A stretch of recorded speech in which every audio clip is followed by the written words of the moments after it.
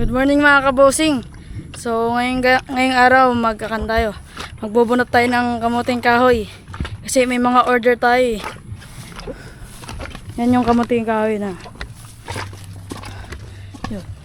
Bali tutulungan natin sila Kajilo ngayon magbunot ng kamote kasi merong mga order na i-deliver bukas. Yan. Yan lahat ng kamuting kahoy.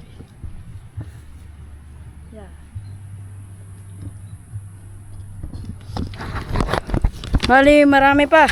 Kamote. Makaya pang kamote. Kung... Yan. Ayan si Kajilo. Tara guys, nagbunot tayo ng kamote. Kaya may mga orders tayo. Ayan. Pwede kayo mag-order sa amin basta malapit lang sa amin ah. Around Diba. Around Diba lang. Ayun nakuha ni Lolo.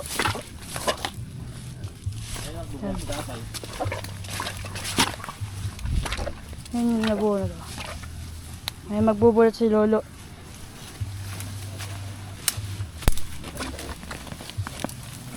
Lalaki mga kabosing. Malalaki. Yeah. Ito yung mga nakuha nila. Papakita ko. Ayan. And yan. Yan pala mga kabosing. Pagtapos sila kuhanin yung laman, tinatayo nila yung mga puno dyan sa gilid. Para pagdating ng taniman na naman, meron silang pangkuha ng punla. Kaya may pang tanim sila. So yan mga kabosing.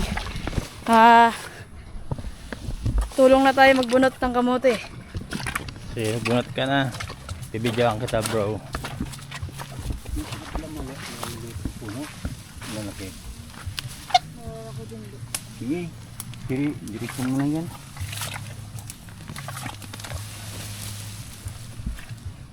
Malalaki.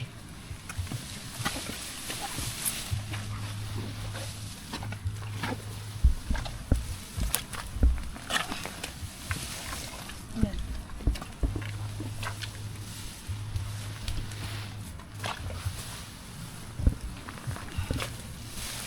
Yung iba konti pa lang. Kasi maglalaman pa lang. Pero goods na yan.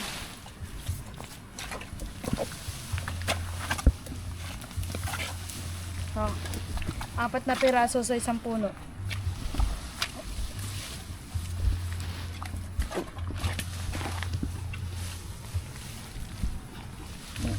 Dito, wala.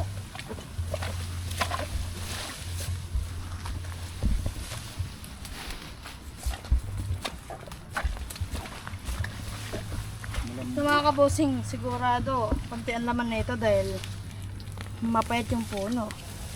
Oh, ang galing ko nga mga kabosing oh. Nangunti lang. Dahil medyo Wala na. mawalan pa eh. Maliliit pa. So,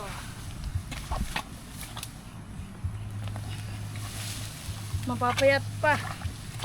Mapapayat. Pang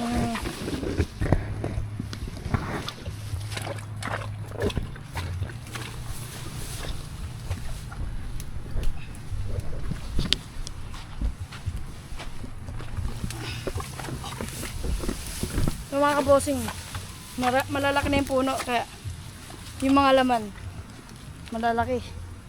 So yan, tatabi muna natin.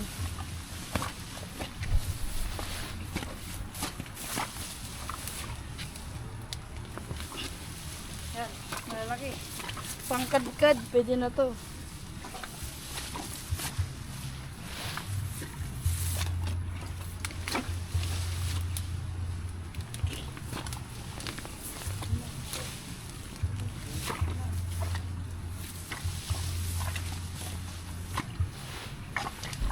Yan mga kabosing, magtanggal na tayo para ilagay na sa sako.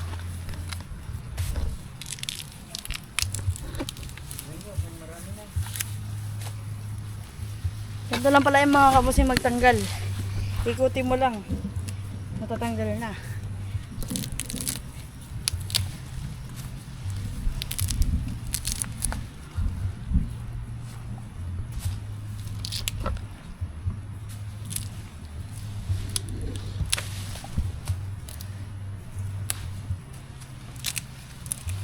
So, yan mga kabosing, pagtas natin tanggalan ng laman, lagyan na natin sa gilid.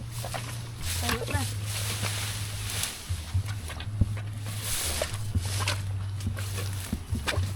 Hanggang dito na lang ang ating video mga kabosing.